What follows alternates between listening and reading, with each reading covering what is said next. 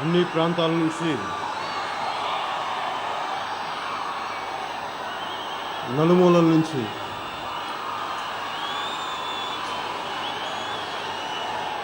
విజయనగరం దగ్గర నుంచి శ్రీకాకుళం దగ్గర నుంచి రాయలసీమ నుంచి తెలంగాణ కొత్తగూడెం దగ్గర నుంచి వచ్చిన ప్రతి ఒక్కరికి పేరు పేరున మీ ప్రతి ఒక్కరికి నా హృదయపూర్వక నమస్కారాలు. నా అక్కచెల్లెలందరికీ, అన్నదమ్ములందరికీ పేరు పేరున ప్రతి ఒక్కరికి నా హృదయపూర్వక నమస్కారాలు, హృదయపూర్వక ధన్యవాదాలు. స్వచ్ఛందంగా మీకై మీరే వచ్చి ఇంతమంది ఇక్కడ వచ్చి జనసేన పార్టీకి, మన జనసేన పార్టీకి మద్దతు పలుకుతున్నందుకు మీ అందరికీ హృదయపూర్వక ధన్యవాదాలు.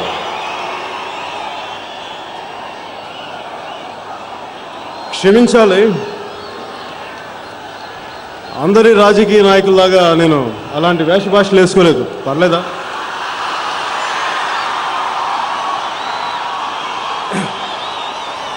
అదే కద్దర బట్టలు వేసుకుందామంటే చాలా పెరిగి అయిపోయిన అంటున్నారు. ఎందుకంటే ఎన్నికలు కదా, ప్రతి ఒక్కళ్ళు కద్దర బట్టల కోసం ప్రయత్నిస్తామంటే చాలా దొరకట్లేదండి.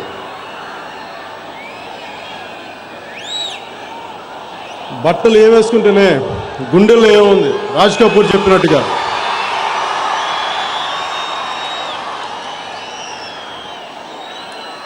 వేసుకున్న ప్యాంట్ ఇంగ్లాండ్ నుంచి వచ్చిందా, పెట్టుకున్న టోపీ రష్యా నుంచి వచ్చిందా, కానీ ఉండాల్సింది హిందుస్థానీ అది ఉంది.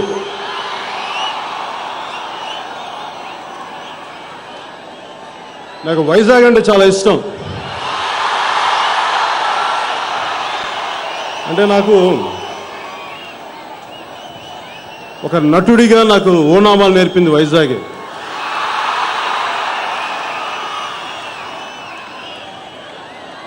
ఆట పాట నాకు చాలా ఇష్టం.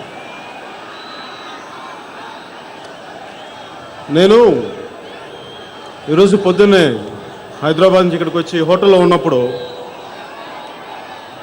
అక్కడ డాల్ఫిన్ నోస్ని చూస్తా ఉన్నాను. హోటల్ రూమ్లో నుంచి సముద్రం కనిపిస్తూ ఉంది. నేను ఒకప్పుడు భీమిలీలో తిరిగేవాడిని, రామకృష్ణ బీచ్లో తిరిగేవాడిని, జాగింగ్ చేస్తూ ఉండేవాడిని. ఆ సముద్రం చూస్తున్నప్పుడు నాకు ఒక కవి అన్న మాటలు గుర్తు వచ్చినాయి. అది ఏంటంటే, సముద్రం ఒకటి కాళ్ళ దగ్గర కూర్చొని మొరగదు, తుఫాను ఒకడికి చిత్తం అంటాం ఎరగదు, పర్వతం ఎవ్వడికి వంగి సలాం చెయ్యదు. నేనంతా కలిపి ఒక పిడికిడి మట్టే కావచ్చు, మనందరం కలిపి పిడికిడి మట్టే కావచ్చు, కానీ మనం చెయ్యెత్తితే ఒక దేశపు జెండాకునంత పొగరుంది, ఒక దేశపు జెండాకునంత పొగరుంది. అదే 10 కోట్ల మంది తెలుగు వాళ్ళు ఒక్కసారి ఏకమై గొంతెత్తితే, మనల్ని పిచ్చి పిచ్చిగా విభజించిన కాంగ్రెస్ హైకమాండ్ మట్టిగా కలిసిపోతుంది.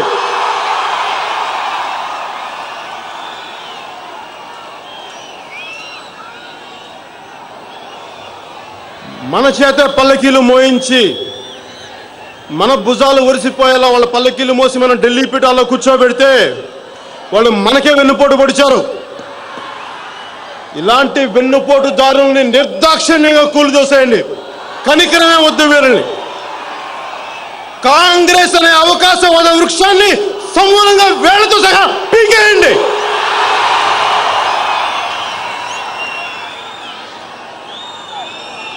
రాజకీయ నాయకులు, రాజకీయ వ్యవస్థ ఉన్నది, దాన్ని మనం ఏర్పరచుకున్నది ప్రజల సమస్యను పరిష్కరించడానికి, అంతేగాని ప్రజలు ఇంకా సమస్యల్లో నెట్టడానికి కాదు. వాళ్ళ అధికారి పల్లకీలు మన చేతే మోయించి మనల్ని పదే పదే కించపరిచి అవమానపరిచి మనల్ని బానిసలుగా చూస్తూ వీరి రాజకీయ చదరంగంలో ఎంతో జీవితంపై ఎంతో ఆశ పెట్టుకునే యువకులు ఎంతోమంది వందల కొద్ది బలిదానాలు అయిపోయారు. వేలాది మంది జైలు పాలయ్యారు. కేసుల పైన కేసులు. ఇప్పుడు ఇవన్నీ చేసి చోద్యం చూస్తున్నారు. స్వాతంత్ర్యం వచ్చినప్పటి నుంచి ఇప్పుడు దాకా ఎవ్వరు కూడా ఇలాంటి వికృతమైన రాజకీయ క్రీడ ఆడలేదు. ఏ ఒక్కరు కూడా. కనీసం ఇలా విడగొట్టి వారిలో ఏమాత్రం పశ్చాత్తాపం లేదు. కనీసం ఈ ప్రాంత ప్రజలకు వచ్చి మనం సమాధాన పరచాలి, వీళ్ళకి సమాధానం చెప్పాలన్న ఆలోచన కూడా లేదు. కనీసం వాళ్ళ మనసుల్లో వీసమత్వమైన కృతజ్ఞత కూడా లేదు మనం అంటే. ఎంతసేపు అధికారాలు, వాళ్ళ పదవులు తప్ప మన సామాన్యుల బాధలు వాళ్ళకి ఒక లెక్క. పైగా రోమన్ చక్రవర్తులు బానిసలకి ఎంగిలి బెతుకులేసినట్టుగా మనకి ప్యాకేజీలను ఇసిరేస్తూ ఉంటారు. అసలే విపరీతమైన అవినీతి, లంచగొండితనం, కరప్షన్, వీటితో నిండిపోయిన వ్యవస్థ, యంత్రాంగం. ఈ ప్యాకేజీలు మనలాంటి సామాన్యులకి ఎప్పుడు దాకా తీసుకొస్తారా? న్యాయం చేయగలరా? తీసుకురాగలరా? గత దశాబ్దంగా ఇలాంటి కుళ్ళు దిగజారిపోయిన రాజకీయాలను చూసి విసిగిపోయి నిరాశ నిస్పృహలు వచ్చి మీలాగే నాకు కోపం వచ్చింది. కానీ కోపం వచ్చి చేత కాకుండా పళ్ళు కొరుకుని ఇంట్లో కూర్చోవాలా, బయటకు వచ్చి పోరాటం చేయాలని నిర్ణయించుకున్న తర్వాత జనసేన పార్టీ పెట్టాను మీ అందరి తరపున పోరాటానికి. వ్యక్తిగత లాభాల కోసం కానీ, దేశాన్ని, రాబోయే తరాల వారి భవిష్యత్తుని, భద్రతని పణంగా పెట్టి ఈ రాజకీయ జోదులను నిలదీయడానికి జనసేన పార్టీ పెట్టాను. ఓట్ల కోసమో, పదవుల కోసమో, అధికార వ్యామోహం కోసమో నేను రాజకీయాల్లోకి రాలేదు. కడుపు మండి వచ్చాను రాజకీయాల్లోకి. కడుపు మండి.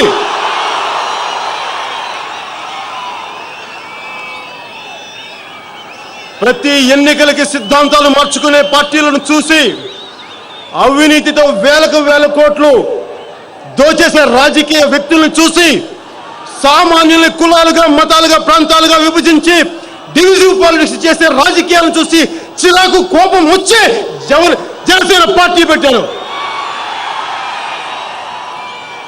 సమాజం పట్ల 2.5 దశాబ్దాలు తపన, సామాన్యులు పడే బాధలు, తప్పు చేస్తే శిక్షించాల్సిన చట్టం మనలాంటి సామాన్యులకి చాలా బలంగా, అధికారంలో ఉన్న వ్యక్తులకి చాలా బలహీనంగా ప్రవర్తించే చట్టాలను చూసి విసిగి వేసారిపోయాను. ఇలాంటి బాధలు, మోసాలే ఈ జనసేన పార్టీ పెట్టడానికి కారణాలైనవి. అసలు ఇలాంటి కుళ్ళిపోతున్న రాజకీయ వ్యవస్థను సమూలంగా నిర్మూలించాలంటే మూలాల నుంచి కోలదుయ్యాలి. మూలాల నుంచి. దానికి ఏం కావాలి? ఇలాంటి అవినీతితో నిండిపోయిన రాజకీయాలను కూలదోయాలంటే మనకి ఏం కావాలి?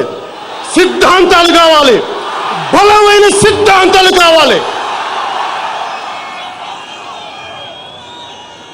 మనకి ఎలాంటి సిద్ధాంతాలు కావాలి?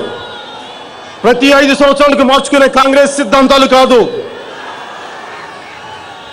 ఒక కొన్ని దశాబ్దాలతో తుట్లు పడే సిద్ధాంతాలు కాదు. కాలం మారినా, మనుషులు మారినా, వేషభాషలు మారినా అలాంటి సిద్ధాంతాల కోసం వెతికాను, వెంపర్లాడాను, దశాబ్దాలు వెతికాను. అన్ని సిద్ధాంతాలు చదివాను, చూశాను, పరిశీలించాను. నేను భయపడని జీవితం నుంచి, నేను వెన్నుచూపని పరిస్థితుల నుంచి, నాకు శాంతినిచ్చిన జీవితాల నుంచి పుట్టిన సిద్ధాంతం. ఎలాంటి పరిస్థితుల్లో ఎదుర్కోగలిగే ధైర్యంగా లక్ష్యం వైపు చూసుకెళ్ళగలిగే సిద్ధాంతం ఈ ఇజం.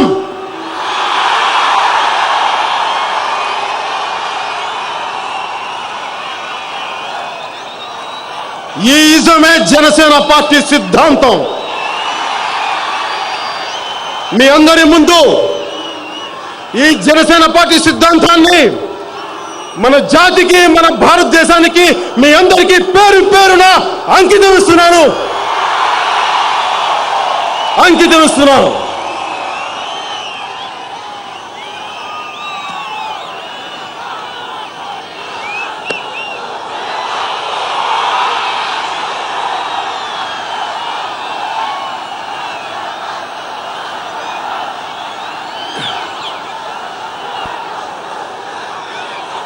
ప్రతి 5 సంవత్సరాలకి రంగులు, కండువాలు, జెండాలు మార్చే రాజకీయ నాయకులాగా నేను రాజకీయాలు చేయడానికి రాలేదు.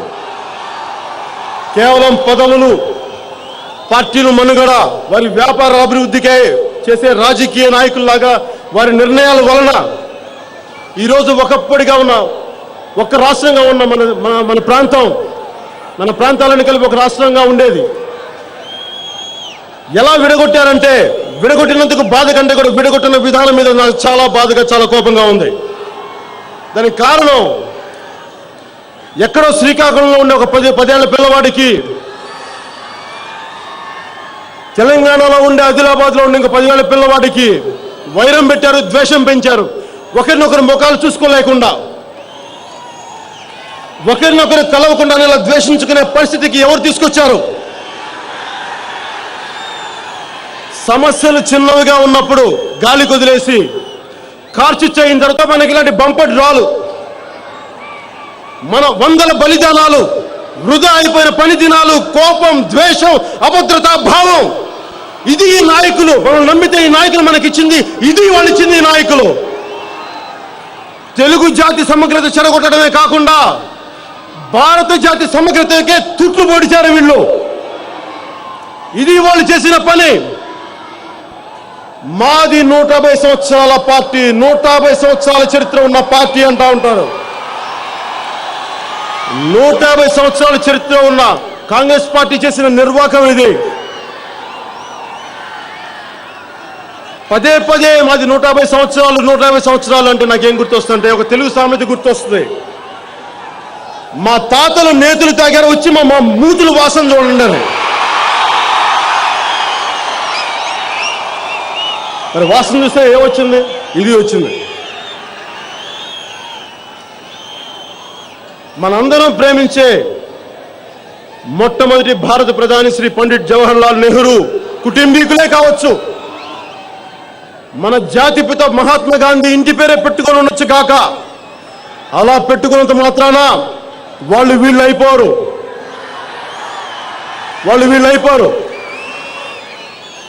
నిజానికి వాళ్ళ ఇంటి పేరు పెట్టుకున్నందుకు వాళ్ళ డిఎన్ఏ కనుక నిజంగా అదే అయింటే, వాళ్ళ ఆశయాలు కనుక నిజంగా వాళ్ళ డిఎన్ఏ లోపలికి వెళ్ళుంటే ఈరోజు రాష్ట్రం కానీ దేశం కానీ ఈ పరిస్థితిలో ఉండేది కాదు. వీళ్ళు చెప్పుకున్నట్టుగా కాంగ్రెస్ 150 సంవత్సరాల చరిత్ర 150 సంవత్సరాల చరిత్ర కాదు.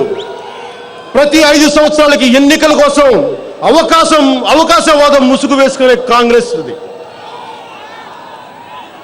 మనందరం చిన్నప్పుడు తెలుగు వాచకంలో గురజాడ పద్యం చదువుకునేవాళ్ళం. దేశం అంటే మట్టి కాదు, దేశం అంటే మనుషులు అని.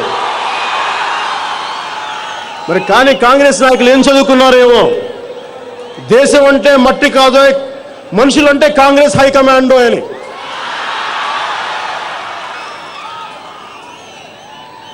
నా మాటలకి కాంగ్రెస్ నాయకులు బాధ రావచ్చు. మరి మీరు చేసే పనులు అలా ఉన్నాయి, నన్ను ఏం చేయమంటారు చెప్పండి?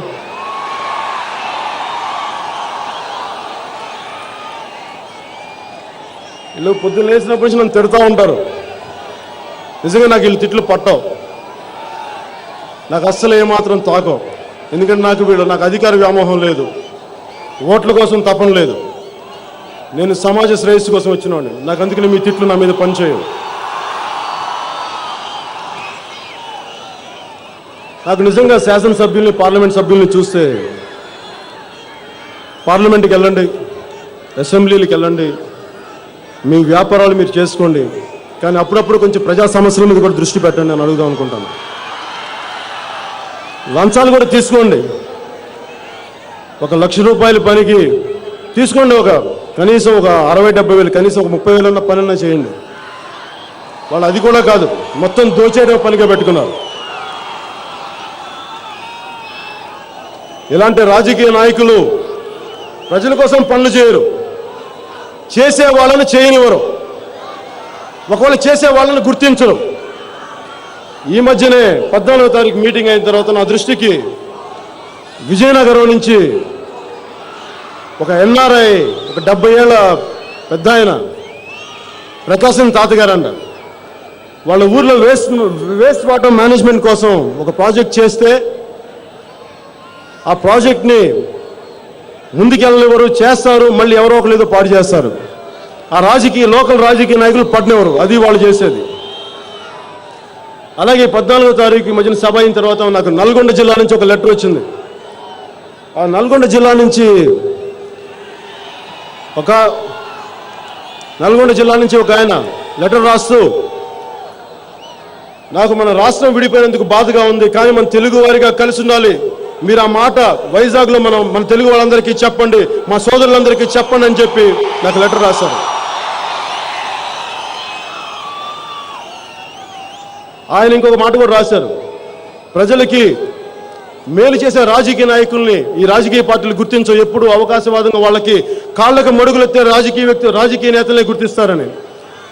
అలాగే మా జిల్లాలో జిట్టా బాలకృష్ణారెడ్డి అని చెప్పి ఫ్లోరోసిస్కి బారిన పడకుండా ఎంతో మందికి ఉపయోగపడే ఒక వ్యక్తిని పనులు చేయించుకొని వదిలేశారు. ఇలాంటి నిజంగా మీరు జనసేన పార్టీ పెట్టి సమాజానికి ఉపయోగపడే రాజకీయ నేతలు మీరు గుర్తించండి అంటే, నేను అందుకే జనసేన పార్టీ పెట్టానని చెప్పి వాళ్ళకి సమాధానం కూడా ఈ సభాముఖంగా మీకు చెప్తున్నాను.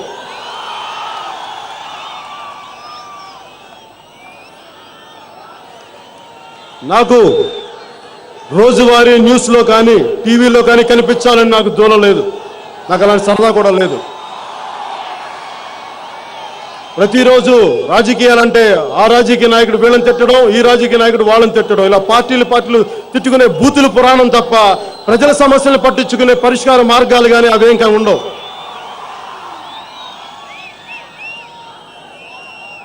మొన్న నేను 14 అనౌన్స్ చేసినప్పుడు రాజకీయ రంగ ప్రవేశం గురించి, జనసేన పార్టీ ఆవిర్భావం గురించి అందరికీ నేను ఇచ్చిన క్లారిటీ సరిపోలేదన్నారు. కరెక్టే, క్లారిటీ సరిపోవడానికి నేను వచ్చి ఎన్నికల్లో పాల్గొనడానికో లేదంటే ఓట్ల కోసం నేను రాలేదు. రాజకీయ వ్యవస్థలో సమూలమైన మార్పులు తీసుకురావడానికి నేను రాజకీయాల్లోకి వచ్చాను.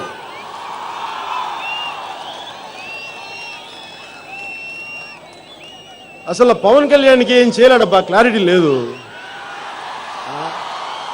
మేకప్ వేసుకునేవాడు ప్యాకప్ చెప్పేస్తాడు,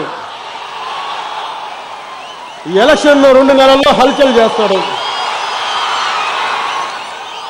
అదే పొలిటికల్ మైండ్ లేదబ్బా అబ్బాయికి.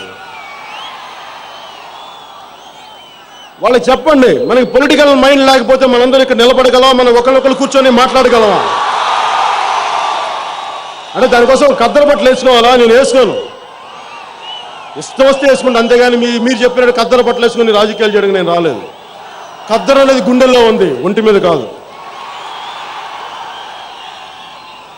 ఇలా డ్రాయింగ్ రూమ్స్లో కూర్చొని డిబేట్స్లో కాలక్షేపం చేస్తాం మనం తిట్టే వాళ్ళకి. నేను అందరి రాజకీయ నాయకులుగా ప్రతి ఒక్కరూ ప్రతి పార్టీలను తిడతా ఉంటారు. నేను మీ అందరికీ ఒక కవి మాటలో చెప్తున్నాను, నేను మీ అందరినీ తిట్టను, తిట్టి నా సమయాన్ని, నా విలువైన కాలాన్ని నేను వృధా చేయను. కానీ మీకు ఒక కవి మాటలో చెప్తాను. నాకు ఇష్టమైన గుంటూరు శేషేంద్ర శర్మ గారి పద్యంలోని, ఆధునిక మహాభారతంలోని ఆద్మీ పర్వంలోని కొన్ని పంక్తులు. రాహువు పట్టిన పట్టొక సెకండు అఖండమైన లోక బాంధవుడు అసలే రాకుండా పోతాడా? మూర్ఖులు గడియారంలో ములుడు కదలేకుంటే ధరాగమనం అంతటితో ఆగిపోతుందా? కుటిలాత్మల కూటమికి ఒక తుటి కాలం జయం వస్తే విశ్వ సృష్టి పరిణామం విచ్ఛిన్నమవుతుందా? ధనుజులోకమేకంగా దారికట్టు నిలుచుంటే నరజాస్తి ప్రస్థానం పరిసమాప్తం అవుతుందా? మీలాంటి మాటలకి, బెదిరింపులకి మన జనసేన నడకని మనం ఎదురొడ్డే ధైర్యం వీళ్ళకి ఉందా?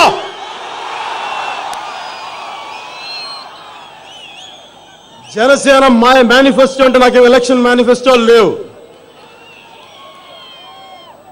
ఇలాంటి ఇప్పుడు మనం ఉన్న పరిస్థితులకి, అవినీతికి, దోపిడీ చేసే రాజకీయ నాయకుల్ని మూలాల నుంచి కూల్చేయడమే జనసేన ఎజెండా. అదే నా మేనిఫెస్టో. వన్ సింగిల్ సెంటెన్స్ ఇదే. సంపూర్ణమైన క్రాంతి మా జనసేన ఎజెండా. ఇది ఏ ఒక్కరి మీద పోరాటం కాదు, ఒక్క పార్టీ మీద పోరాటం కాదు. మనల్ని పట్టి పీడిస్తున్న కరప్షన్ మీద, దోపిడీలు, న్యాయం చేయని పాలసీలు, సామాజిక న్యాయం ఎప్పుడైతే మనం సంపూర్ణమైన క్రాంతిని సాధించగలం, అన్ని మనం సాధించగలం. అందుకే ఎక్కడైతే సమస్య ఉందో ఆ మూలాల నుంచే మనం కొడుతున్నాం.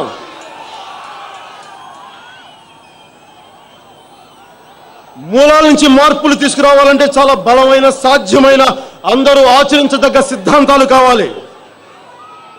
అందుకే ఈ ఇజంని ఈరోజు మీ ముందుకు తీసుకొచ్చాను.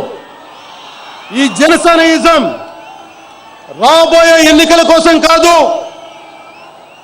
రాబోయే భావితరాల కోసం, వెనకడి తరాలని, త్యాగాల్ని గుర్తుకు చేసుకొని వాళ్ళ త్యాగ ఫలాలని వృద్ధిగా పోనివ్వకుండా ఉండకూడదు కోసం.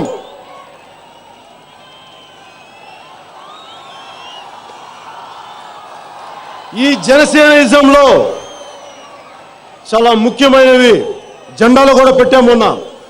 6 కోణాల నక్షత్రం. అవి ముఖ్యమైన 6 సిద్ధాంతాలను చూపిస్తాయి. 6 కోణాలు. అందులో ఒకటి, చట్టం అందరికీ సమానంగా పనిచేయాలి మన రాజ్యాంగంలో ఉంటే. అధికారంలో ఉన్నవారికి, డబ్బు ఉన్న వాళ్ళకి, పలుకుబడి ఉన్న వాళ్ళకి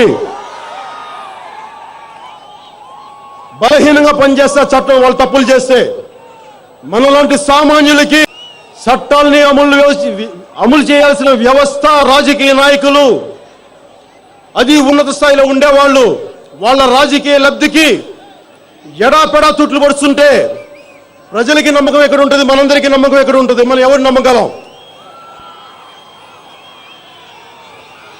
సామాన్యుల మీద కేసులు పెట్టడానికి రెడీ. వేలకు వేల కోట్లు దోచేసే వాళ్ళు ఏం చేయలేరు. ఎప్పుడో వాళ్ళ కోపం వస్తుంది, ఎందుకంటే వాళ్ళకి ఇద్దరికి కుదరలేదు కాబట్టి అరెస్ట్ చేయిస్తారు, సిబిఐని ముందుకు పెడతారు. కానీ మరి ఏమవుద్దో ఏమో తెలియదు నాకు. ఏదైనా అంటే అందరూ బాధపడతారు. సిబిఐ కేసులు పెడతారు, వేలకు వేల కోట్లు దోచేశారు అని వీళ్ళేరా చెప్తారు. కానీ కొద్ది రోజుల తర్వాత ఏమంటారు? వాళ్ళకి బెయిల్ ఇచ్చేయచ్చు, పర్లేదు, అదే సిబిఐ చెప్తుంది. అది వాళ్ళు చేసేది. ఇప్పుడు మీకు అర్థమవుతుందా? అంటే వాళ్ళకి అనుకూలంగా ఉంటే ఒక చట్టం, వాళ్ళకి అనుకూలంగా ఉంటే పర్లేదు, నువ్వు దోపిడీ చేసుకోమా, ఏం పర్లేదు. అది కాంగ్రెస్ నాయకులు చేసేది. వాళ్ళకు అనుకూలంగా లేకపోతే ఇష్టారాజ్యంగా కేసులు పెట్టి ఏం చేస్తారు? మళ్ళీ వాళ్ళకు అనుకూలంగా అయ్యారా మళ్ళీ వదిలేస్తారు. దీనికి ఎవరు బలవుతారు? ఒక నిజాయితీ గల పోలీస్ ఆఫీసర్లు, సిబిఐ వ్యక్తులు. వాళ్లే పోరాటం చేయమని ముందుకు పంపిస్తారు. పోరాటం చేసిన తర్వాత ఏమంటారు? మాకు రాజీ పడిపోయాం, నువ్వు వెళ్ళిపో అని చెప్పి 9 నెలలు ఇళ్లలో కూర్చోబెడతారు నిజాయితీ గల పోలీస్ ఆఫీసర్లని. దానికి ఈ మధ్యన ఒక సిబిఐ అధికారే నిదర్శనం.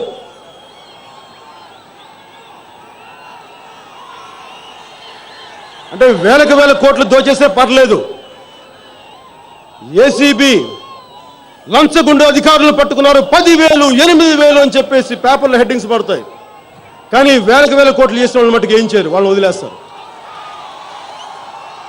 యూడీసీలని, ఎల్డీసీలని పట్టుకుంటారు. ఎందుకంటే పాపం వాళ్ళు బలహీన, వాళ్ళు ఏం చేయలేరు. వాళ్ళు చేసింది మంచిగా చేయడం నేను మాట్లాడట్లా, చట్టం ఎలా చేస్తుందని చెప్పడానికి ఈ మాటలు మాట్లాడుతున్నాను. ఇది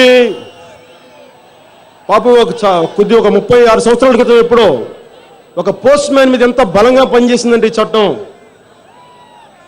ఒక 40 రూపాయలు 50 రూపాయలు మనీ ఆర్డర్ సరిగ్గా ఇవ్వలేదంటే ఆయన మీద, సరిగ్గా ఇవ్వలేదని చెప్పి ఆయన మీద నిందేశారు, ఉద్యోగం తీసేశారు. ఆయన న్యాయ పోరాటం చేస్తే ఆయన ఆల్మోస్ట్ రిటైర్ కూడా అవ్వలేదు, ఉద్యోగం పోయి పెద్ద ఆయన అయిపోయిన తర్వాత, వృద్ధాప్యంకి వచ్చిన తర్వాత అప్పుడు ఇచ్చారు ఆయనకి, నువ్వు నిజంగా తప్పు చేయలేదు, ఆ రోజు ఇచ్చాడు కానీ ఏదో పొరపాటు జరిగిందని. ఇదే చట్టం వేలకు కోట్లు దోపిడీ చేసే వాళ్ళకి మటుకు ఇలా పనిచేయదు. కేవలం సామాన్యులకి, ఆమ్ ఆద్మీకే పనిచేస్తుంది. ఇలాంటి దోపిడీ చేసే వాళ్ళకి పనిచేయదు ఈ చట్టం. ఇలాంటి చట్టాలు అందరికీ సమానంగా పనిచేయించగలిగేదే జనసేన పార్టీ. నీకో చట్టం, నాకో చట్టం, వాడికో చట్టం కాదు. పవన్ కళ్యాణ్ తప్పు చేసినా తలకాయ తీసేసే చట్టం. పవన్ కళ్యాణ్ తప్పు చేసినా కానీ తలకాయ తీసేసే చట్టం.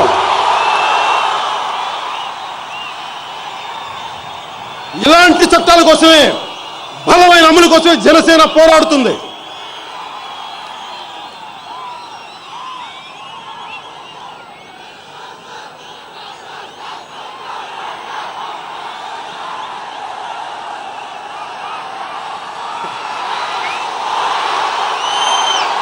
దాహం వస్తుంది, నీళ్ళు తాగుతా.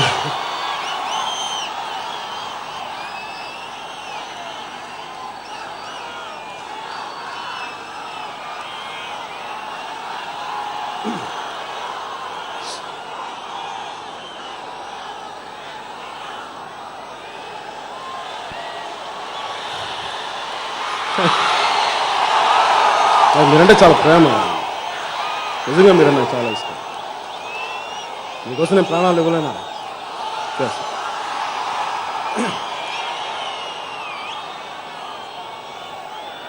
ఈ సిద్ధాంతాల్లో ఇంకోటి ముఖ్యమైనది, నిస్వార్థంగా తన క్షేమం, లాభం కంటే కూడా దేశ క్షేమం గురించి ఆలోచించే నాయకులే మనల్ని పాలించాలి. అందువల్లే మనకి స్వాతంత్ర ఉద్యమం అంతమంది గొప్ప నాయకులు ఇచ్చారు. వాళ్ళ వల్లే స్వాతంత్రం వచ్చింది. కానీ ఇప్పుడు దేశ క్షేమం,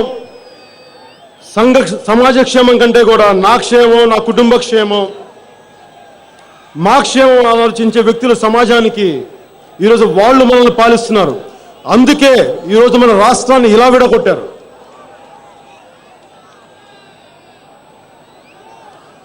మనం దశాబ్దాలుగా మనం చేసే తప్పేంటంటే మనం మేలుకోలేదు, మనం ఎరుకుగా లేవు. అంటే రాజకీయ నాయకులు వాళ్ళు ఏదో చేస్తారు, మనం సామాన్యులు మనం ఇలా కూర్చుంటాం, వాళ్ళు ఏది మంచిగా చేస్తారని ఒక నమ్మాం. గొర్రె కషాయం అని నమ్మినట్టుగా మనం నమ్మాం. అంటే ఒక కులాన్ని కించపరచడానికి కాదు, ఎవరైనా బాధిస్తే క్షమించండి. ఒక చిన్న సమస్యగా పరిష్కరించాల్సింది ఈ రోజున సరిగ్గా వ్యక్తిగత స్వార్థాల కోసమే రాజకీయాలను వాడుకొని ప్రజా సమస్యల్ని, ప్రజా సంక్షేమాన్ని వదిలేయటం వల్లే ఈరోజు రాష్ట్ర విభజన జరిగింది.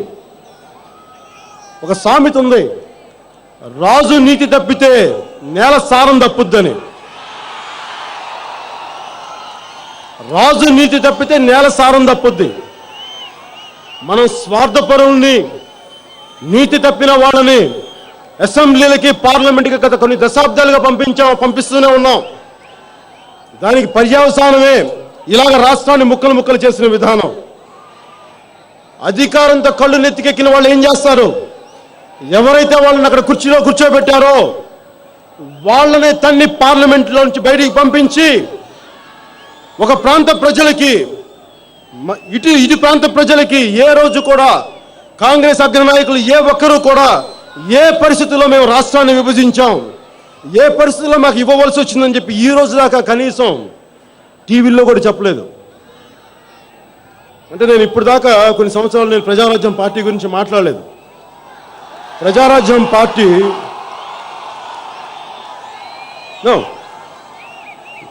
నేను అన్నయ్య చిరంజీవి గారిని ఈక్వల్గా ప్రేమిస్తాం. ఆయన మీద నాకేం ప్రేమ తగ్గదు, గౌరవం తగ్గదు. పోయినసారి చెప్పినట్టుగా ఆ భగవంతుడి లీల, ఇలా రెండు వైపులు వచ్చాం అంతే. నేను ఊహించలేదు ఇలా చేస్తానని. ఇప్పుడు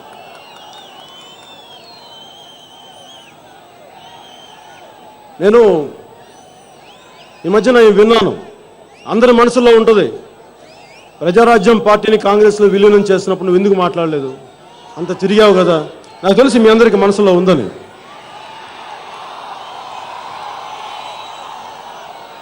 దానికి సమాధానం ఏంటంటే, నేను ఎప్పుడు తప్పని నమ్ముతాను. నాకేం తెలియదు అనుకుంటాను, నాకు తెలిసింది చాలా తక్కువ అనుకుంటాను, ఎదుటి వాళ్ళకి తెలిసిందే ఎక్కువ అనుకుంటాను.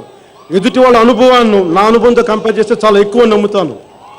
అలాగే ప్రజారాజ్యం పార్టీని ముందుకెళ్ళని ఎంతోమంది ఉన్నారు.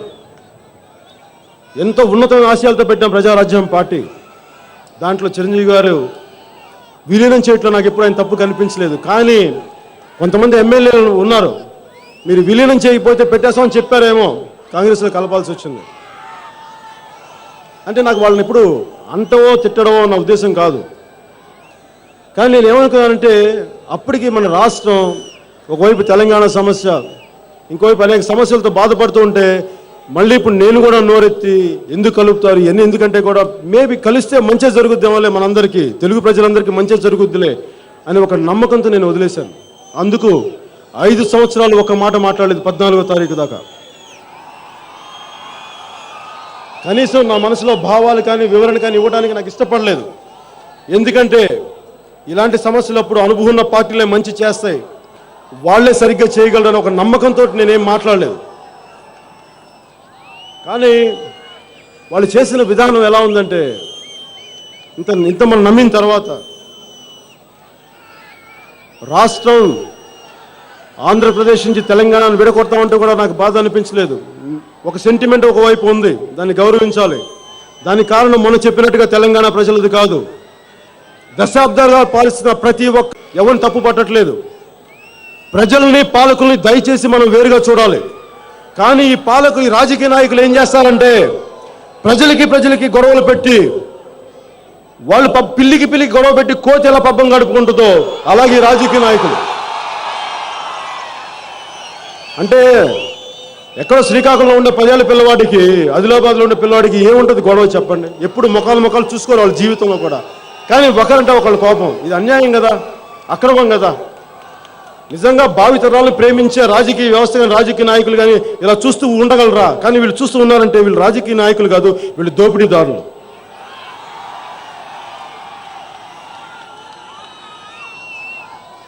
నాకు ఎందుకు నేను జనసేన పార్టీ ఇంత ఆఖరి నిమిషం నేను పెట్టాను అని అందరూ అనుకుంటూ ఉంటారు. ఇది ఆఖరి నిమిషం కాదు, చాలా వేదన ఉంది దీని వెనక. కాకపోతే ఒక రాష్ట్ర విభజన అనేది సమస్య కాదు. సమాజంలో ఉన్న అవినీతి, కరప్షన్ ఇవన్నీ చూసి విసిగిపోయి ఎందుకంటే మనం చిన్నప్పుడు చదువుకున్న ప్రతి పాఠం, ప్రతి స్వాతంత్ర సమరయోధుల జీవితాలు త్యాగాలు చేశారు, వాళ్ళ కుటుంబాలను వదులుకున్నారు, వాళ్ళ యవ్వనాన్ని వదులుకున్నారు, జైళ్ళల్లో మగ్గిపోయారు. అలాంటి వాళ్ళు స్వాతంత్రం ఇస్తే ఈ రోజున వీళ్ళు వేసుకోవడానికి కద్దరు బట్టలు వేసుకొని మరి లోపల ఏం చేస్తారో నాకు తెలియదు, మీ ఊహకే వదిలేస్తున్నాను. కానీ బయటికి కనిపించేది ఇలాంటి దగా దోపిడే బయటికి కనిపిస్తుంది. రాష్ట్రాన్ని ఎలా విభజించారు చూడండి. అన్ని సంవత్సరాలు వెయిట్ చేశారు, ఇస్తామన్నారు, ఇవ్వమన్నారు, కమిటీలు అన్నారు, శ్రీకృష్ణ కమిటీలు అన్నారు, కొన్ని 100 మంది చచ్చిపోయేలా చేశారు, 1000 మందికి కేసులపైన కేసులు పెట్టారు. అప్పుడే మాట్లాడాల, కరెక్ట్గా ఆఖరి నిమిషంలో పెట్టారు. నేను రిపీట్ చేయడానికి కాదు చెప్తున్నాను, జరిగింది ఇంకొకసారి. పెట్టి ఏం చేశారు, మొదటి రోజు బయటికి రాలేదు. ఎవరు రాలేదు? యూపీఏ చైర్పర్సన్ శ్రీమతి సోనియా గాంధీ గారు రాలేదు, ప్రధానమంత్రి మన్మోహన్ సింగ్ గారు రాలేదు.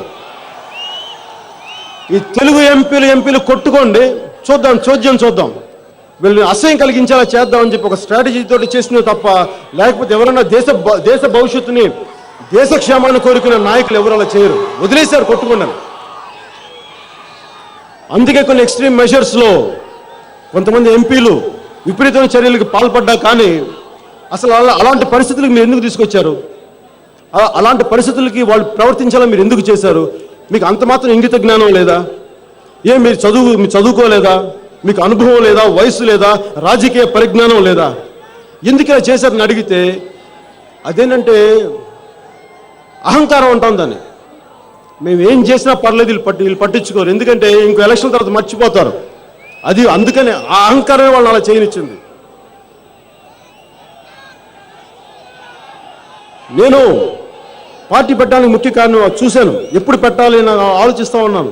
ఏమన్నా మాట్లాడగలనా ఒకరోజు రాజకీయాల గురించి, అవినీతి గురించి మాట్లాడగలనా అంటే, నేను అన్నయ్య గారు ఎదురెళ్ళటానికి నేను రాలేదు. కనీసం సోనియా గాంధీ గారు ఆఖరిలో రాష్ట్రం విభజించిన తర్వాత కూడా ఆవిడొచ్చి ప్రధానమంత్రి మన్మోహన్ సింగ్ గారు కానీ ఎవరైనా సరే, మేము ఏ పరిస్థితుల్లో రాష్ట్రాన్ని విభజించాం అని సీమాంధ్ర ప్రాంత ప్రజలకి చెప్తారేమో నేను ఆశగా చూశాను. ఎందుకంటే చాలా మంది గుండెల్లో గాయం అయింది, బాధపడ్డారు. దానికి తెలంగాణ ప్రజల మీద ద్వేషం కాదు, మీరు ఎందుకు చేశారో మాకు ఊరట ఇవ్వండి. ఒక తల్లికి ఒక బిడ్డ ఏడుస్తుంటే ఇంకో బిడ్డను చీకొట్టేసి పంపించగలదా తల్లి? వాళ్ళు సోనియా గాంధీని తల్లి తల్లి అంటారు, నిజమైన తల్లి అయితే అలా చేయదు. అందుకని ఆవిడ తల్లి కాదు, ఆవిడ ఒక రాజకీయ నాయకురాలే, ఆవిడలో తల్లి లక్షణాలు లేవు. నిజంగా ప్రజలను పాలించే తల్లి అలా చేయదు. అందుకని కాంగ్రెస్ నాయకులు దయచేసి మీరు ఆవిడ అలా చెప్పడం మానేయండి, పూజించడం మానేయండి, తప్పు తెలుసుకోండి ఇప్పటికే.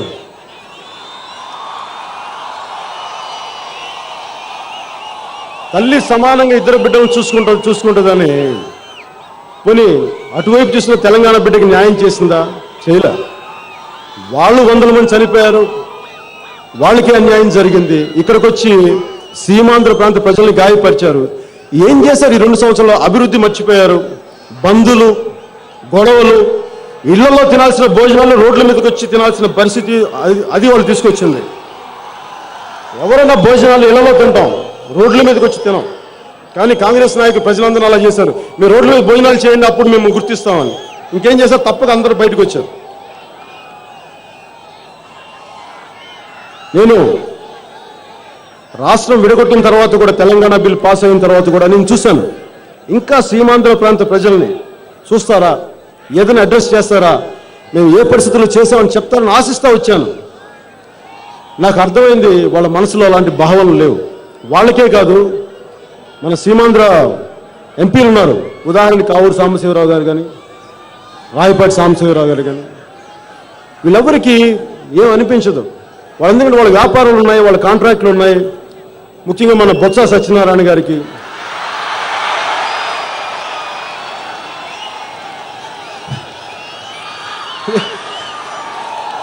ఆయన బాగా తెలుసు. అదే బాగా తెలుసని తప్పులు చేస్తా ఉంటే ఊరుకోం కదా, గౌరవిస్తాం, గుర్తిస్తాం. కానీ ప్రజలకు అన్యాయం చేస్తుంటే మిత్రులు కదా అని చెప్పేసి, మనం స్నేహం ఉంది కదా అని చెప్పి కామ్గా కూర్చుంటామా? అలాంటి రాజకీయాలను చేయడానికి జనసేన పార్టీ పెట్టలేదు.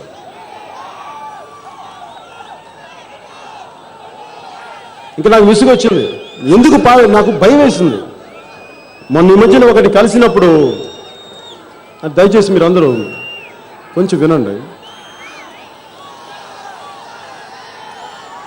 నాకు భయం వేసింది. ఈరోజు ఇంత తక్కువ 2 నెలలు ఉండగా పార్టీ ఎందుకు పెట్టాల్సి వచ్చిందంటే, నాకు నిజంగా భయం ఎక్కడొచ్చిందంటే, 10-12 ఏళ్ల పిల్లల కోపం చూశాను. నాకు నిజంగా ఎక్కడ బాగా భయం వేసిందంటే, రాబోయే తరాల పట్ల. కావలి నుంచి ఒక 14 ఏళ్ల పిల్లాడు కేసీఆర్ గారికి ఒక బెదిరింపు ఫోన్ ఏదో, నేను అందరిలాగా దాన్ని వార్తగా చూడలా. నాకు ఏం భయం వేసిందంటే, ఈ 14 ఏళ్ల పిల్లోడికి ఏం అన్యాయం జరిగి ఉంటుంది? దేనికి కుర్రోడి కోపం? ఇంకొక ఉద్యమం కోసం నాయకత్వం వహిస్తున్న వ్యక్తి మీద ఎందుకు ఇంత కోపం వచ్చింది అని అంటే, ఆ కోపం ఎవరి మీద చూపించాలో తెలియదు. అది ఒక వ్యక్తి మీద నింద వేయలేం. ఈరోజు జరిగింది, కొన్ని దశాబ్దాలుగా జరుగుతున్న కోపానికి ఒక వ్యక్తి మీద కోపం వచ్చింది. ఆయన ప్రాంతం గురించి మాట్లాడినా నాకు ఆ కుర్రోడి కోపం భయం వేసింది. అలాంటి కుర్రోళ్ళు 1,00,000 మంది కలిస్తే, వీళ్ళు చేసిన తెలివి తక్కువ విభజన విధానం వల్ల మన దేశంలో ఇంకొక వేర్పాటు వాదం, ఇంకొక కలిస్తాం రాదని నమ్మకం ఏంటి ఇంకొక 20 సంవత్సరాల తర్వాత? అంటే దానికి నేను హేతు లేకుండా చెప్పట్లేదు. పార్లమెంట్లో తెలుగుదేశం ఎంపీలు కొంతమంది బయటకు వచ్చి ఏమన్నారంటే, మేము ఈ దేశ పార్లమెంట్లోనే ఉన్నామా, అసలు మేము భారతదేశ పౌరులు అన్న కోపం వచ్చింది. వాళ్ళందరూ చూపించారు. నేను ఈ రెండింటిని కలిపి చూశాను. ఇలాగ 14 ఏళ్ల పిల్లవాళ్ళు ఒక రోజున ఒక 10,000 మంది ఇలా అవమానపడ్డ కొంతమంది పార్లమెంట్ సభ్యులు కలిస్తే, మన దేశం ఇంకొక శ్రీలంక లాగా ఎందుకు శ్రీలంక లాంటి ఒక ఎల్టీటీ ఉద్యమం ఎందుకు రాదని భయం వచ్చింది. నాకు నిజంగా బాధ వచ్చింది. ఒకప్పుడు 10-14 సంవత్సరాల క్రితం ఎవరైనా ఆలోచించారో ఈరోజు రాష్ట్రం విడిపోద్దని ఎవరైనా ఆలోచించారా? ఎవరు ఆలోచించలేదు, ఎవరు కనిపించలేదు. మీకు కనిపించిందా? అలాగే ఇప్పుడు నేను చెప్పేది మీకు అసంబద్ధంగా ఉండొచ్చు, కానీ ఇంకొక 20 సంవత్సరాల తర్వాత ఒక్కొక్క రాజకీయ నాయకుడు వాళ్ళ వ్యక్తిగత లాభం కోసం రాజకీయాలు చేస్తూ ఉంటే ఖచ్చితంగా ఇంకొక 20 సంవత్సరాల తర్వాత మన సీమాంధ్ర ప్రాంతంలో కానీ మన తెలంగాణ ప్రాంతంలో కానీ ఖచ్చితంగా ఉద్యమాలు వస్తాయి, వేర్పాటు ఉద్యమాలు వస్తాయి. అది దేశానికి ఎవరికి ప్రతి ఒక్కరికి మన దేశ ప్రజలకి మంచిది కాదు. ఆ బాధ తట్టుకోలేక నేను జనసేన పార్టీ పెట్టాను. అలాంటి జరగకూడదని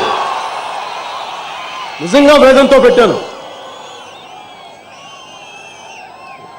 అలాంటి భావితరాలకి జరగకుండా ఉండాలంటే నేను చూశాను, చరిత్ర చదివాను. చరిత్ర చదువుతుంటే ఒక్కొక్క స్వాతంత్ర సమరయోధుడి పడ్డ బాధ, వాళ్ళ ముఖాలు తెలియదు, వాళ్ళు ఎవరో తెలియదు. లక్షల్లో త్యాగాలు, జీవితాలు త్యాగం చేస్తే కానీ మనకి ఈరోజు స్వాతంత్రం, ఈ రోజున మనం ఇలా మాట్లాడుకోగలిగే స్థాయి లేదు. మనం లేదంటే బానిసలాగా బ్రిటిష్ వాళ్ళకి ఇంకా ఉంటామనే ఉండేవాళ్ళం.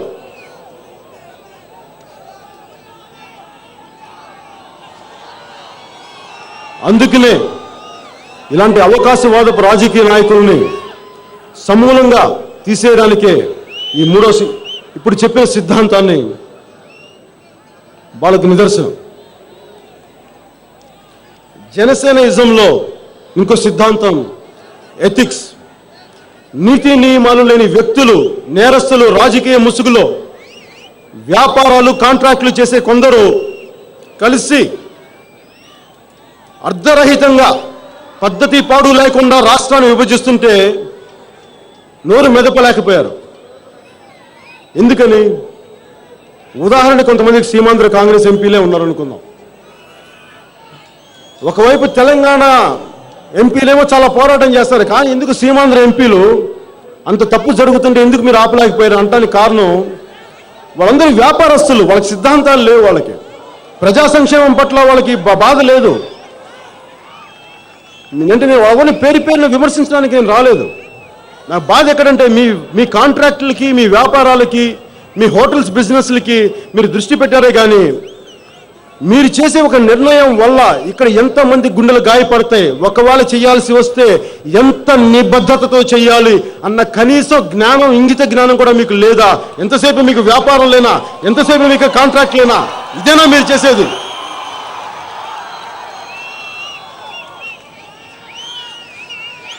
ఒకవేళ జనరల్గా వార్ రూమ్ స్ట్రాటజీస్ అంటారు. వార్ రూమ్ స్ట్రాటజీస్ అంటారు అంటే చాలా అత్యవసర పరిస్థితుల్లో వార్ రూమ్ స్ట్రాటజీస్ పెడతాం రాజకీయాల్లో. అది మేబీ యుద్ధాలు చేసే సమయంలో వచ్చిన పదం వల్ల కావచ్చు. ఈ మధ్య ఒక 2 రోజుల క్రితం పేపర్లు చదివాను. Congress steering committee, election steering committee అంటే 11:30 గంటల సేపు అస్సలు సీట్ నుంచి కదలకుండా కూర్చొని మనం రాజ్యాన్ని ఎలా సంపాదించాలి, అధికారాన్ని ఎలా సంపాదించాలని చెప్పేసి అదే పనిగా కూర్చొని 11:30 గంటల సేపు అస్సలు కూర్చున్న చోట నుంచి కదలకుండా కూర్చొని మంతనాలు చేశారని చెప్పారు. మరి ఎలక్షన్ల కోసం మీకు అంత చేస్తారే 11:30 గంటల సేపు? మరి రాష్ట్రాన్ని విభజించేటప్పుడు గంటన్నర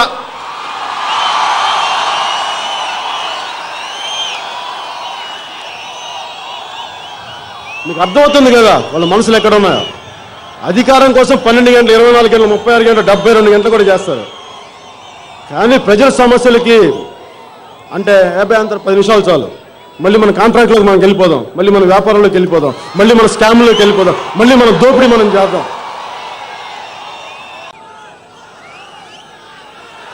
నాకు ఇంకా బాధ కలిగించింది,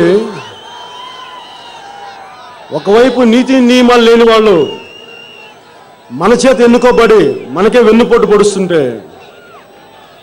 కొంతమంది కాంగ్రెస్ నాయకులు అప్పుడే 2 రోజులైంది విడగొట్టి తెలంగాణ, ఆంధ్రప్రదేశ్ అని. సీమాంధ్ర కాంగ్రెస్ ఎమ్మెల్యేలు ముఖ్యంగా 2 అనుకుంటారు. వాళ్ళు ఏమంటారంటే మొన్నదాకా వాళ్ళే ఎంత అందరూ నన్ను నటుడు అంటారు, నేను సినిమాల కోసం, డబ్బు కోసం నటన చేస్తాను, వాళ్ళు నిజ జీవితంలో దోచేయడానికి నటన చేస్తారు. నేను మేకప్ ఈ లైట్ల కోసం అని చెప్పేసి మేకప్ వేసుకుంటాను. వాళ్ళు పొద్దున్నే మంచి మేకప్ వేసుకొని వస్తారు, మనందరినీ మోసం చేస్తూ ఉంటారు. వాళ్ళిద్దరూ మాట్లాడుకుని పేపర్లో రాశారు. వాళ్ళిద్దరూ అంటుంటారు, మీ వాళ్ళ పేరు నాకు చెప్పడం నాకు ఇష్టం లేదు, తెలిసినా కానీ, ఎందుకంటే వాళ్ళు బాధ పెట్టడం నాకు ఇష్టం లేదు. ఇంకా నాకు వ్యక్తుల మీద కోపం లేదు, వాళ్ళ ఆలోచన విధానం మీద కోపం. వాళ్ళ సరి చేసుకున్నారు అనుకోండి, నేను శుభ్రంగా సినిమాలు చేసుకోవచ్చు, మనందరూ సినిమాలు థియేటర్లో చూసుకోవచ్చు, నాకు రాజకీయాలకు రావాల్సిన అవసరం లేదు. వాళ్ళలో ఒక రాజకీయ నాయకుడు అంటాడు, ఒక ప్రాంతపు ఎమ్మెల్యే, కాంగ్రెస్ ఎమ్మెల్యే, ఏమో మనం కొత్త రాజధాని ఎక్కడ పెట్టుకుంటాం, మీ ప్రాంతమా మా ప్రాంతమా అంటే వాళ్ళిద్దరు జోక్స్ ఇక్కడ మన కడుపులు కాలి గుండెల్లో మండుతుంటే వాళ్ళిద్దరు ఇలా పిచ్చి పిచ్చి జోకులు వేసుకుంటా ఉన్నారు.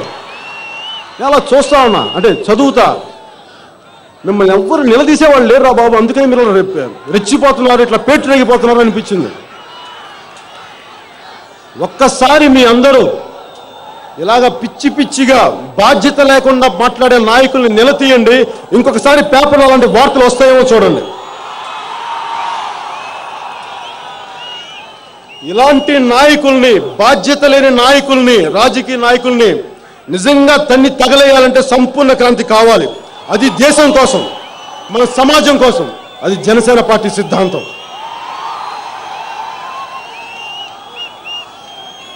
ఒక కొత్త రాజకీయ పార్టీ వస్తుందంటే సీనియర్ రాజకీయ పార్టీలన్నీ చాలా కోపాలు వస్తాయి. కొత్త తరం నుంచి ఎవరు రాకూడదు, మేమే చేస్తాం, మేమే పాలిస్తాం, ఎవరు రావడానికి లేదంటూ ఉంటారు. వందే మాకు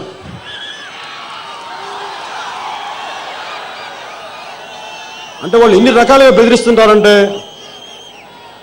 మన మీద దాడులు చేస్తూ ఉంటారు, బెదిరిస్తుంటారు. వాళ్ళు, నేను ఈరోజు సభాముఖంగా మీ అందరి ముందు చెప్పదలుచుకున్నాను, అలాంటి నాయకులకి దాడులు చేస్తాం, మిమ్మల్ని తిరగలేవ్వం, కదలనివ్వం అనే నాయకులు కొంతమంది ఉంటారు. మేము గాంధీ గారి సిద్ధాంతాలు నమ్ముతాం.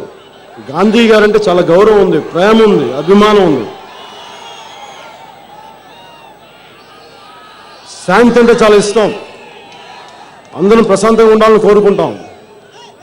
మీరు ఇలా మాట్లాడుతూ ఉంటే ఏం చేస్తాం, మేము భరిస్తాం. ఏం చేస్తాం, మేము నిస్సహాయం కదా, సామాన్యులు కదా, మేము భరిస్తాం. కానీ మీరు పదే పదే పదే ఇలా ఒక కొత్తగా వచ్చిన పార్టీని ఇలా రెచ్చగొడితే,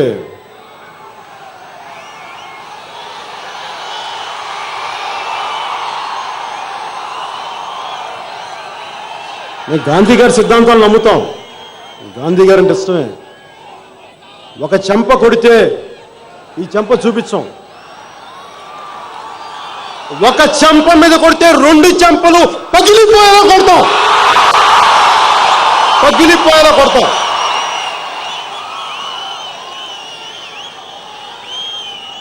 తిరిగి ఎదురు దాడి చేయడం చేత కాదనుకోకండి, మాకు వచ్చు, అంత దమ్ము ఉంది, అంత ధైర్యం ఉంది, అంత సాహసం ఉంది. నేను మీతోటి వ్యక్తిగత యుద్ధం చేయట్లేదు, జనసేన పార్టీ తరపున, ప్రజలందరి తరపున నేను చేసేది ప్రజా సంక్షేమం కోసం యుద్ధం చేస్తున్నా. కానీ దీన్ని మీరు వ్యక్తిగతంగా తీసుకొని మీరు నాకు ఎలా సమాధానం ఇస్తారు, పేపర్ల ద్వారా, మాటల ద్వారా సమాధానం ఇస్తే నేను మాటల ద్వారా సమాధానం ఇస్తాను. లేదంటే మీరు కొంచెం ముందుకెళ్తే నేను కొంచెం ముందుకెళ్తా, మీరు కొంచెం కాదు కూడదు తాడో పేడో తెలుసుకుందామంటే నేను దానికి కూడా సిద్ధమే, మనం కూడా సిద్ధమే, జనసేన పార్టీ కూడా సిద్ధమే.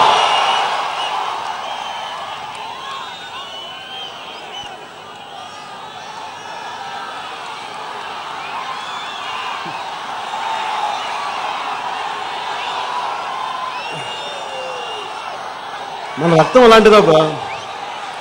భగత్ సింగ్ పుట్టిన నేలది, చంద్రశేఖర్ ఆజాద్ పుట్టిన నేలది.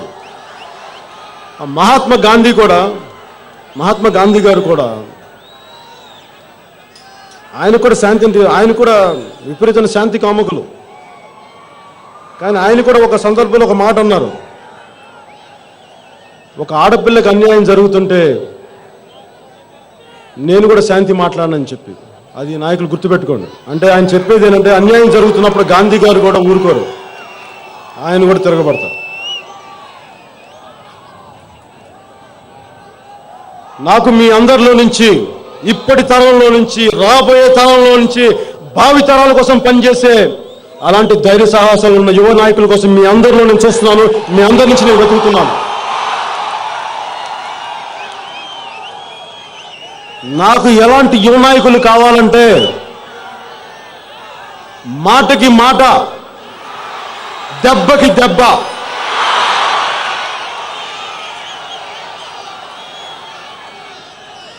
అంటే మనం మంచిగా ఉండి అయ్యా బాబు అంటే ఎవడండు, చేతిలో కర్ర పట్టుకొని సార్ అంటే అప్పుడు వింటారు మాటలు.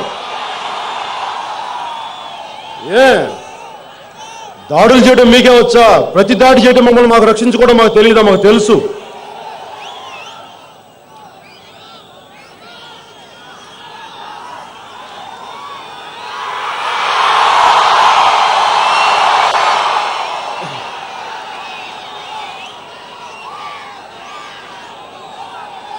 నేను మీ నుంచి కోరుకునేది ఒకటే, జనసేన పార్టీ తరఫున రాజకీయాలకు అతీతంగా సమాజం కోసం పనిచేసే యువ నాయకుల కోసం నేను వెతుకుతున్నాను.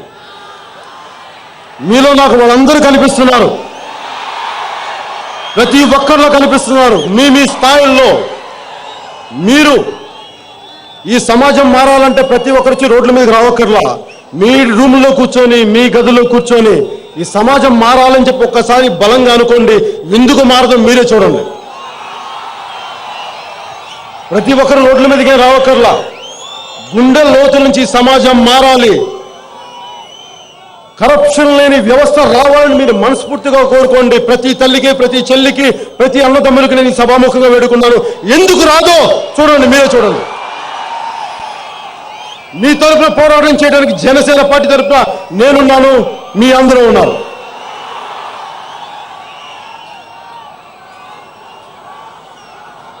సమాజం కోసం స్వార్థం లేకుండా పనిచేయగలిగే నాయకులు, విలువలతో ఉన్న యువ నాయకులు, ఎలాంటి పరిస్థితులనైనా సరే వెన్ను చూపకుండా ధైర్యంగా ఉండే యువ నాయకులు నాకు దొరికే వరకు నేను ఎన్నికల్లో పోటీ చేయను. నేను ఎవరితో ఎన్నికల్లోకి వెళ్ళాలంటే నాకు వాళ్ళు తెలియకుండా నేను ఎన్నికల్లో పోటీ చేయను. దానికి కారణం, నేను వ్యక్తిగత స్వార్థం కోసం, అధికార దాహం కోసం, అధికార వ్యామోహం కోసం నేను రాజకీయాల్లోకి రావట్లేదు. ప్రతి ఒక్కరిని నేను ఎన్నికల్లో నిలబెట్టానంటే వాళ్ళు ప్రజలకు బాగుపడే వ్యక్తి అయి ఉండాలి, అలాంటి యువ నాయకులు అయి ఉండాలి. అలాంటి నాయకులు దొరికిన రోజున సీమాంధ్రలోనే కాదు, తెలంగాణలో కూడా పోటీ చేస్తాం. నిజమైన తెలంగాణ ఎలా సాధిస్తామో అప్పుడు చెప్తాను ప్రతి ఒక్కరికి. ఫ్యూడలిజం తోటి, క్యాపిటలిజం తోటి కూరుకుపోయిన అలాంటి రాజకీయ వ్యవస్థల్ని కూకటి వేళతో సహా పెకిలించి వేస్తాం జనసేన పార్టీ తరఫున. ఆ రోజు వరకు, అది ఎప్పుడైనా రానివ్వండి, ఆ రోజు వరకు జనసేన పార్టీ ఎన్నికలకు దూరంగా ఉంటుంది, కానీ ప్రజల తరఫున పోరాడుతూనే ఉంటుంది.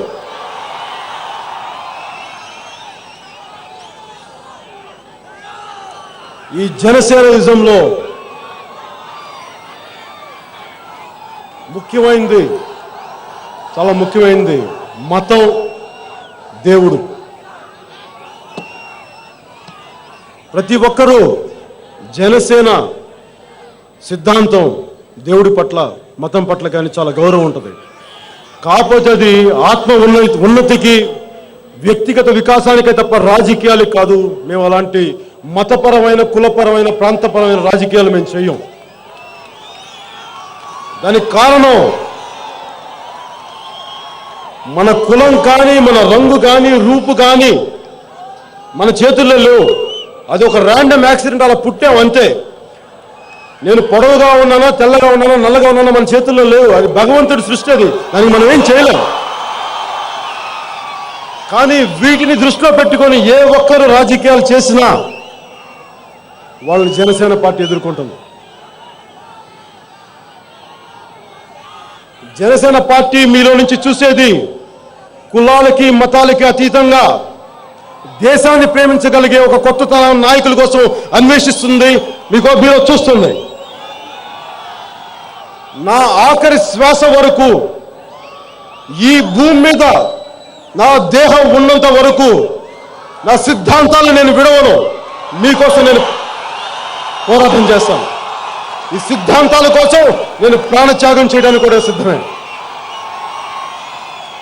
ఇంకోసారి చెప్తున్నాను మీ అందరికీ, నేనంతా కలిపి ఒక పిడికిడి మట్టే కావచ్చు, నేనంతా కలిపి ఒక పిడికిడి మట్టే కావచ్చు, కానీ చెయ్యెత్తితే ఒక దేశపు జెండాకునంత పొగరుంది.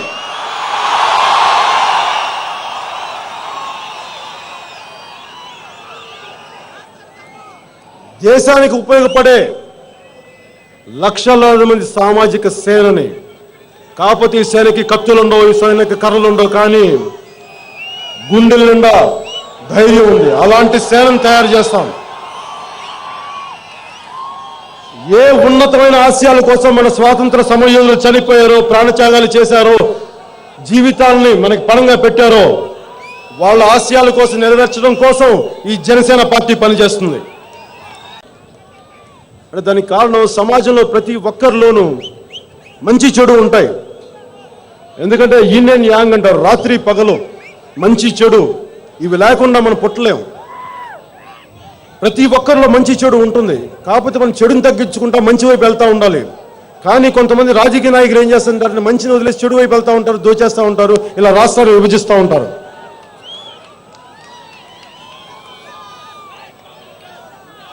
సాధ్యమైనంత మేరకు వ్యక్తిగత స్వార్థాన్ని తగ్గించుకొని సమాజ శ్రేయస్సు కోసం పనిచేసే నాయకుల్ని జనసేన పార్టీ గుర్తిస్తుంది.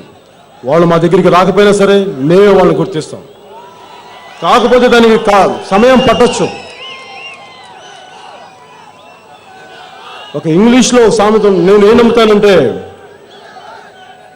ఎలాంటి వాళ్ళైనా సరే, దానికి ఉదాహరణకి వాల్మీకి లాంటి ఒక బోయ, ఒక అటవికుడు, ఒక కిరాతకుడు మహర్షి అయ్యాడు. అంటే తప్పులు చేసినా కానీ ఒకళ్ళు మారితే మన భారతీయ సమాజం వాళ్ళని గుండెల్లో పెట్టుకుంటుంది, వాళ్ళని పూజిస్తుంది. నేను అందుకే మన నాయకుల్లో కూడా ఎందుకంటే ప్రతి ఒక్కరిని వ్యక్తిగతంగా విమర్శించాలంటే ఏమో మారచ్చేమో కదా. సోనియా గాంధీ గారు కూడా మారి మన తెలుగు జాతికి క్షమాపణ చెప్పాలని నేను కోరుకుంటున్నాను. నేను చేసిన తప్పు, మీ పట్ల మేము చేసిన తప్పు, మమ్మల్ని క్షమించండి అని కోరుకుంటే ఆ రోజు నేను వాళ్ళని సాధారణంగా గౌరవిస్తాను, ఆహ్వానిస్తాను. కానీ అప్పటిదాకా వాళ్ళ పట్ల నాకు గౌరవం కానీ ఏమి ఉండవు. అంటే నేను ప్రతి ఒక్కరిలో మంచి చెడుని సమానంగా చూస్తాను. ఉదాహరణకి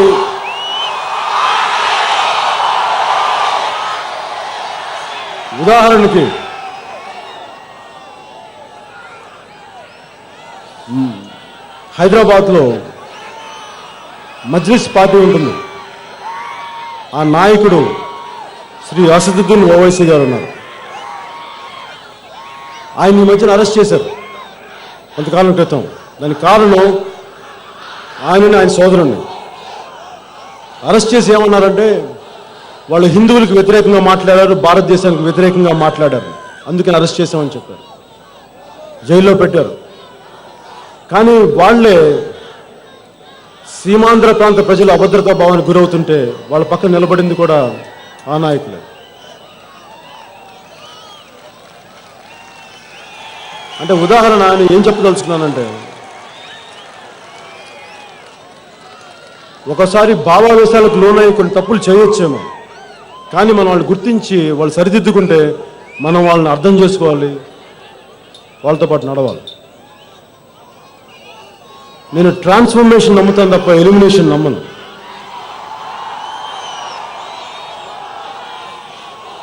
ఎవరితో పట్ల నాకు సైద్ధాంతిక విభేదాలే కానీ వ్యక్తిగతంగా నాకు ఎవరికి లేవు.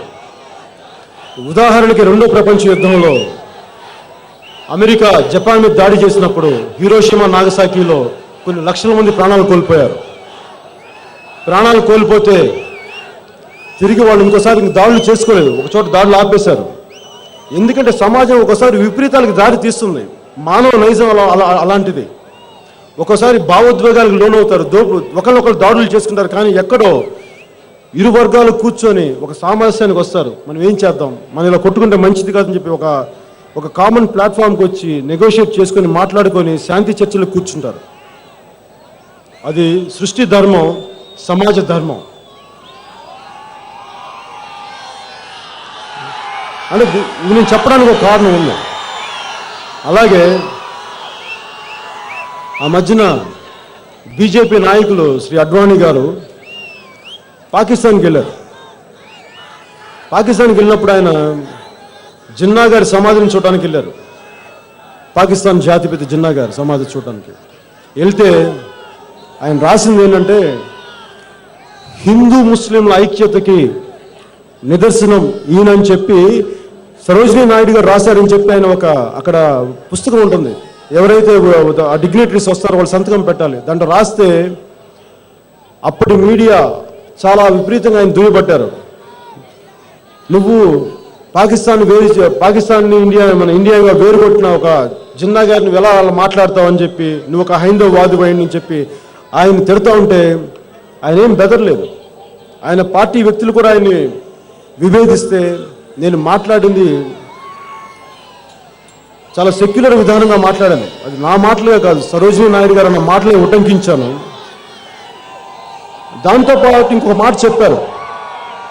అదేంటంటే, జిన్నా గారు పాకిస్తాన్ పీపుల్స్ పార్లమెంట్లో ఈ పాకిస్తాన్ దేశం ప్రజల్ని, వాళ్ళ హిందువులైనా ముస్లింలైనా వాళ్ళకి సమాన గౌరవం ఇవ్వాలి, వాళ్ళకి సమాన హక్కులు ఇవ్వాలని చెప్పి ఆ రోజున పాకిస్తాన్ పార్లమెంట్లో ఆయన సభలో మాట్లాడారు. అది ఎవరు చెప్పారు? అడ్వాణీ గారికి ఒక రామకృష్ణ మఠ్కి సంబంధించిన ఒక పెద్ద వ్యక్తి చెప్పారు, ఎక్కడ అప్పటికి కరాచీలో ఉండే వ్యక్తి. అంటే ఇవన్నీ మనకి ఏం సూచిస్తున్నాయంటే, గొడవలు ఇవన్నీ సహజం. ఒక్కోసారి భావోద్వేగాలకు లోనై ఒకసారి గొడవలు జరుగుతాయి. కానీ ఎక్కడో చోట అందరం తగ్గాలి. ఎందుకంటే భావితరాల కోసం ప్రతి ఒక్కరూ మనం తగ్గకపోతే చివరికి ఎవరం మిగలం. ఇక్కడ మిగిలేది సమాధులు మిగులుతాయి, మనం ఎవరం మిగలం. అది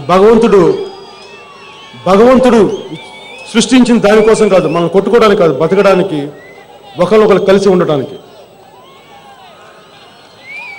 ఈ మధ్యన నాది ఇలాంటి ఆలోచన విధానం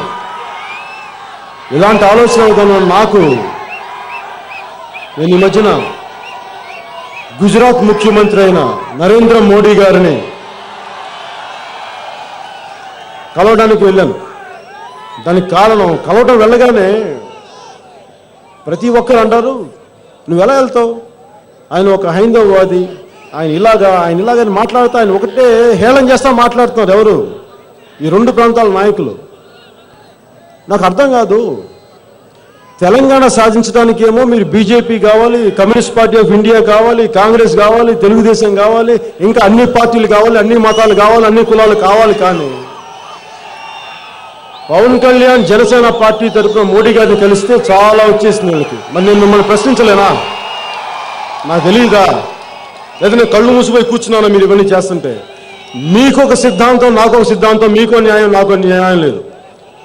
నన్ను మాట్లాడబోయే ముందు మీరు ఏం చేస్తారో ఒకసారి చూసుకొని మాట్లాడండి దయచేసి.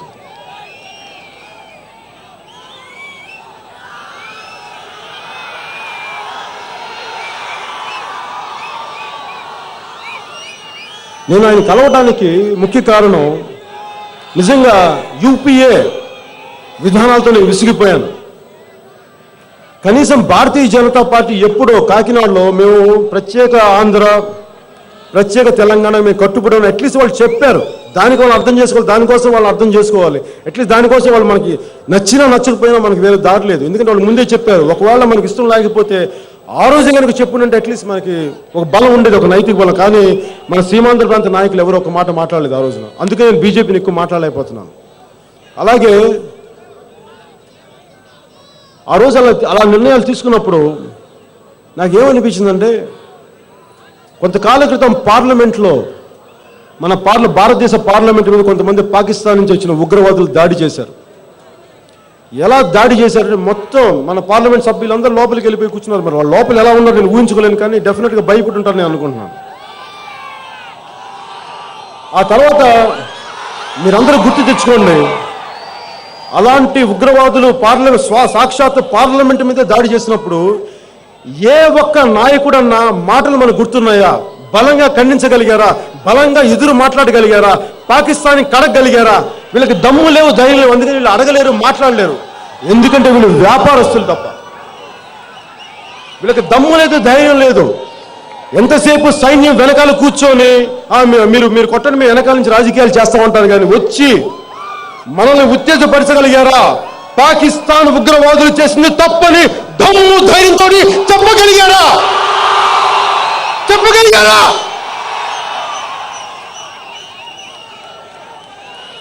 మనం ఉగ్రవాదుల గురించి మాట్లాడాలంటే భయం మనకి. దేనికి? బాంబులు పెట్టి పేల్చేస్తారు, ఈ సభా ప్రాంగణం పేల్చేస్తారని భయం. సరే, నేను మాట్లాడను. నేను టీ తాగడానికి వెళ్తాను, చాట్ బండారికి వెళ్తాను, మరి అక్కడ పేల్చి చంపేస్తున్నారే నన్ను.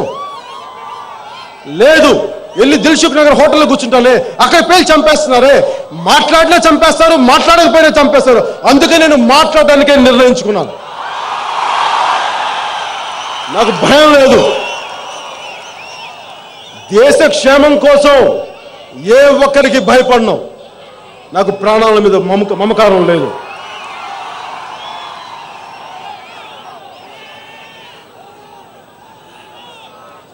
మన దేశానికి కావాల్సింది ఒక నిజాన్ని ఖచ్చితంగా మాట్లాడగలిగే నాయకుడు కావాలి.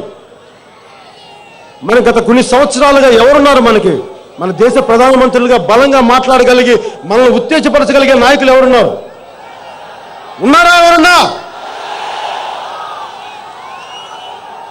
నాకు అలాంటి నాయకత్వ లక్షణాలు, దేశాన్ని ముందుకు నడిపించగలిగే లక్షణాలు నాకు నరేంద్ర మోడీలో గారు కనిపించినాయి. అందుకు నేను ఆయన కలిశాను. ఆయన భారతీయ జనతా పార్టీ అయి ఉండొచ్చు, ఇంకో పార్టీ అయి ఉండొచ్చు, ఏ పార్టీ అయి ఉండొచ్చు, నాకు సంబంధం లేదు. కానీ నేను వ్యక్తిగతంగా ఆయన కలవడానికి కారణం ఆయన బలంగా మాట్లాడగలను, ఆయనకు భయాలు లేవు. అందుకే నేను ఆయన కలిశాను. ఆయన నేను ఒకటే అడిగాను, నిజానికి రాష్ట్రం విడిపోయినప్పుడు నిజంగా నిర్భయంగా మాట్లాడింది, కరెక్ట్ సరిగ్గా మాట్లాడింది ఒక నరేంద్ర మోడీ గారే. ఆయన ఏం మాట్లాడారు? ఒక తల్లిలా బిడ్డను వేరు చేయగలదా? నాకు ఆ మాటలు నచ్చి నేను ఆయనకి, ఎందుకంటే రేపు పొద్దున ఆయన ప్రధానమంత్రి అయితే ఏదైనా మనకి ఇంతమంది యువతకు ఉద్యోగాలు కావాలన్నా, ఏదైనా కావాలన్నా ఒక మాట్లాడడానికి మన రాజకీయ నాయకులు మాట్లాడితే, సార్ మాకు ఒక మంచి కాంట్రాక్ట్ ఇవ్వండి సార్, మేము పట్టించుకోం మిమ్మల్ని, మీరు ఏదైనా చేస్తాం సార్, మా మేనలోడికి ఒక మంచి ఒక పోర్ట్ ఇప్పించేయండి సార్, మేము మిమ్మల్ని ఏం అడగాం, మేము మా యువతకు మీరు ఏం చేయకపోయినా పర్లేదు అనుకుంటారు. నేను ఎందుకు పెట్టి నాకే ఓట్లు లేవు, నేను వచ్చి పదవుల్లోకి రావట్లా, ఎన్నికల్లో పోటీ చేయట్లా. కానీ ఎందుకు వెళ్ళానంటే ఆ స్థాయి వ్యక్తికి ఎవరో ఒకరు చెప్పడానికి మన తెలుగు నాళ్ళ నుంచి ఎవరో ఒకరు కావాలి. అందుకే నేను ముందుకు ఆయనకి చెప్పాను, ఆయన కలిశాను, అందుకు కలిశాను. నాకేమైనా పదవులు వస్తాయా, లేదంటే ఏమైనా మినిస్ట్రీస్ వస్తాయా, లేదంటే వచ్చిన మినిస్ట్రీలు నాకేమైనా ఆనందం కలగజేస్తాయా? నాకు నిజంగా ఇలాంటి ఆనందం లేదు.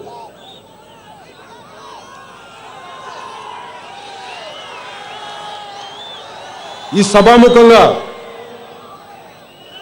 I want to communicate to the nation. Dear Shri Narendra Modi ji, sir, I believe in your defining and definitive leadership. Dear Shri Modi ji, you are going to be our Prime Minister.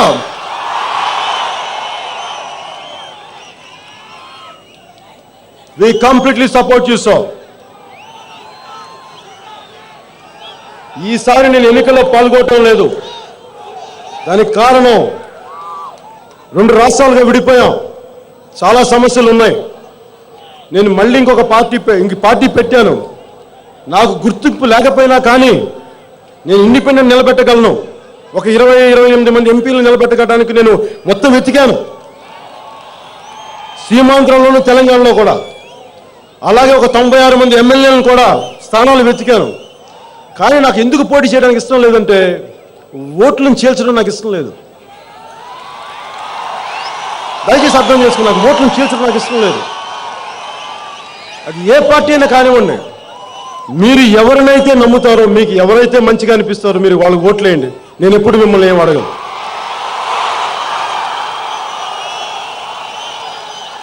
ఎవరి మీదైతే మీకు నమ్మకం ఉంటుందో, ఎవరైతే కొత్త రాష్ట్రాన్ని, కొత్త రాజధాని నిర్మించగలుగుతారని మీకు అనిపిస్తుందో అలాంటి పార్టీలకు కానీ, అలాంటి వ్యక్తులు కానీ మీరు ఓట్లేయండి. జనసేన పార్టీ తరఫున పవన్ కళ్యాణ్ ఎప్పుడు అడగను. నేను ఎవరి దగ్గర ఒక రూపాయి తీసుకున్నట్టుగా కానీ, ఒక పదవి అడిగినట్టుగా కానీ, ఒక పదవి కోసం వెంపర్లాడినట్టుగా కానీ మీరు ప్రూవ్ చేయగలిగితే నేను ఈ రోజు రాజకీయాల నుంచి వెళ్ళిపోతాను. ఇంకెప్పుడు మీ ముందు కనిపించను.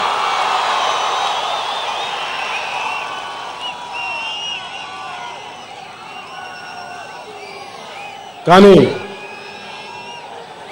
ముగింపు మాటగా ఒకటి చెప్తున్నాను. 2014 తర్వాత సీమాంధ్రలోను తెలంగాణలోను ఏ పార్టీ అన్నా అధికారంలోకి రానివ్వండి, ఏ కొయిలేషన్ అయినా అధికారంలోకి రానివ్వండి, ఒక్కటి వరకు సభాముఖంగా చెప్తున్నాను, మీ అందరికీ విన్నవించుకుంటున్నాను. మీరు ప్రజా సమస్యల్ని పక్కన పెట్టి ఇలాంటి పిచ్చి పిచ్చి రాజకీయాలు చేస్తే ఇప్పటిదాకా సిద్ధాంతాలే మాట్లాడిన పవన్ కళ్యాణ్, జనసేన పార్టీ, జనసేన మనసేన అప్పుడు సిద్ధాంతాలు మాట్లాడదు. అప్పుడు జనసేన ఉద్యమ స్వరూపం ఏంటో అప్పుడు చూపిస్తాను మీ అందరికీ. ఈ రోజున ప్రతి ఒక్కరిని నమ్ముతున్నాను, ప్రతి ఒక్క ఎమ్మెల్యేని. నేను మీరు ఏ పార్టీలోంచి ఏ పార్టీలో దూకారో కొన్ని అడగట్లేదు. నేను మీ భవిష్యత్తు కానీ మీ అవకాశాలు కానీ పాటు చేయడానికి నేను రాలేదు. కానీ ఒక్కటి మటుకు సభాముఖంగా చెప్తున్నాను, ఈ వైజాగ్ సాక్షిగా చెప్తున్నాను,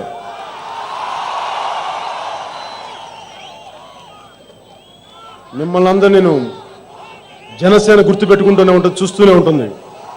మీరు ఏ మాత్రం నీతి నియమాలు తప్పిన రోజున అప్పుడు జనసేన ఉద్యమ స్వరూపం అప్పుడు చూపిస్తాను. అప్పుడు దాకా నేనేం మాట్లాడను, నేను వింటాను. మీరు తిట్టినా నేను పడతాను.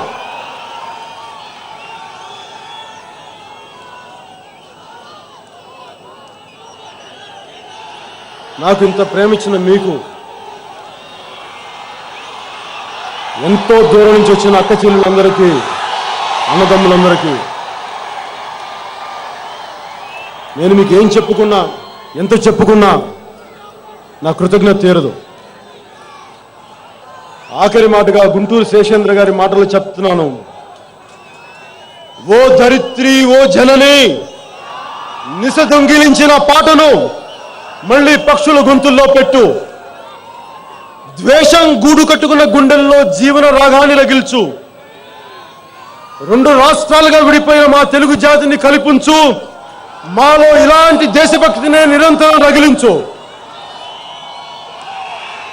జై హింద్! జై హింద్! జై హింద్!